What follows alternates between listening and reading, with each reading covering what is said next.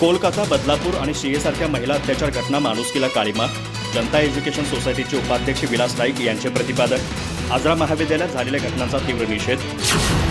गेल्या काही दिवसात देश आणि राज्यस्तरावर घडलेल्या कोलकाता, बदलापूर आणि कोल्हापूर जिल्ह्यातील शियेमधील महिला अत्याचाराच्या घटना माणुसकीला काळिमा फासणाऱ्या ठरल्या आहेत. या घटनांमुळे समाजातील सुरक्षिततेच्या प्रश्नावर गंभीर प्रश्नचिन्ह उभं राहिलंय. या घटनांमधील दोषींना कायद्याने कठोर शिक्षा होणं आवश्यक आहे, पण त्याचबरोबर समाजातील सर्व महिला आणि मुलींनी अधिक सजग होऊन अशा घटनांची तात्काळ माहिती देण्याचं आवाहन जनता एज्युकेशन सोसायटीचे उपाध्यक्ष विलास नाईक यांनी आजरा महाविद्यालयात केलं. या घटनांच्या निषेधार्थ आजरा महाविद्यालय, हायस्कूल आणि जनता एज्युकेशन संस्थेच्या वतीनं मोर्चा काढण्याचं नियोजन होतं, परंतु तालुका प्रशासनाने बंदी आदेश लागू केल्यामुळे मोर्चा रद्द करण्यात आला.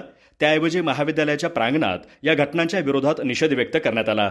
श्री नाईक यांनी या प्रसंगी बोलताना सांगितलं की महिला आणि मुलींच्या सुरक्षिततेचा प्रश्न पुन्हा एकदा ऐरणीवर आला आहे आणि समाजाने या घटनांचा तीव्र निषेध व्यक्त करावा.